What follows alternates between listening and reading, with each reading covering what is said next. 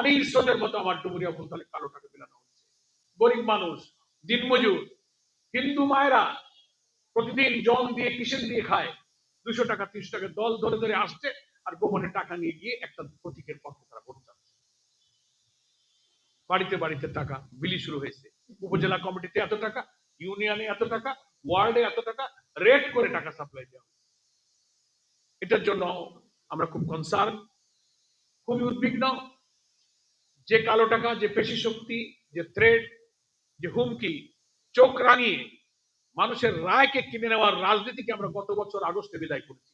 তাই যদি আবার ফিরে আসে তাহলে দেশবাসীর কাছে আমার প্রশ্ন থাকবে, এই নির্বাচন কি করে নিরপেক্ষ হবে।